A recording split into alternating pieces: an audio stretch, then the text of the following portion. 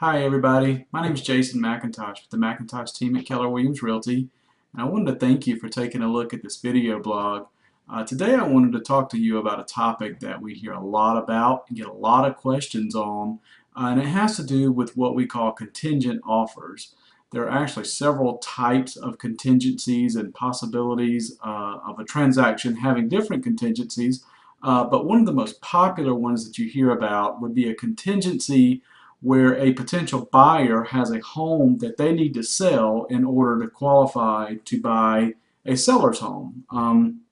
And what we think about with that is if you're a seller on the market and a buyer approaches you and says, I want to buy your house, and you're able to come to terms and you agree on all the terms, but they still have a house to sell before they can qualify to buy your home, lots of times they may present you with what we know as a contingent offer. And it's basically just like we just said, they need to sell, the purchase of your home as a seller is contingent upon them being able to sell their home. And now, like I said, there are several types. That's probably the most popular. And there can be several factors that have to do with that. One of the things that we implement a lot is called a kickout clause.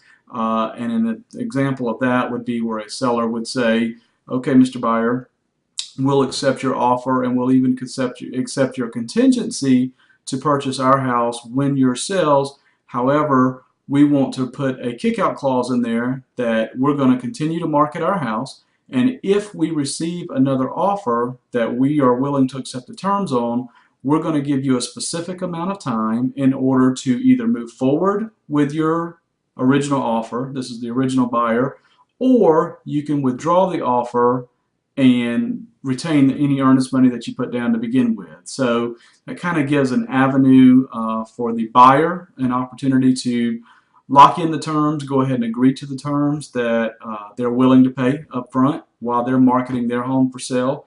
And as a seller, it kind of gives you the comfort of knowing you have a buyer there while you're waiting on their home to sell. You can also continue to market yours and again have that possibility of, if you receive another offer that you are willing to accept, you can kind of have two to choose from there, or not necessarily two to choose from, but you can go back to the original offer and say, okay, it's time to either move forward and remove that contingency or withdraw because we're going to go with this other offer if you aren't willing to move forward. So I hope that helps if you're ever confronted with a contingency offer. And as always, please feel free to call us with any questions.